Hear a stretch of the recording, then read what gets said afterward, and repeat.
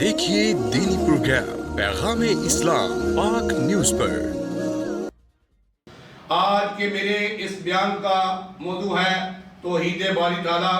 انشاءاللہ انتہائی مختصر وقت کے اندر میں آپ کے سامنے گفتگو کروں گا۔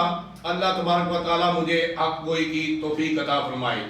مشرکین مکہ حضور نبی کریم رؤوف الرحیم علیہ السلام کی بارگاہ میں حاضر ہوئے اور آ کر انہوں نے عرض کی کہ آپ ہم کو ایک اللہ رب العالمین کی ذات کی دعوت دیتے ہیں کہ اس ذات اقدس پر ایمان لاؤ، تو آپ بتائیے کہ اللہ تبارک و تعالیٰ کا عصب نسب کیا ہے، اللہ تبارک و تعالیٰ کا شجرہ کیا ہے، اللہ تعالیٰ کی ذات کیا ہے۔ وہ آقا کریم صلی اللہ علیہ وسلم نے ارشاد فرمایا وہ ایک ہے، وہ واحد ہے، وہ یکتا ہے، وہ ساری کائنات کا خالق، مالک اور رازق ہے، اور اس کے دستے قدرت میں کائنات کی جان ہے۔ اس کے حکم کے بغیر کوئی چیز بھی ہے اپنی جگہ سے حرکت نہیں کر سکتی۔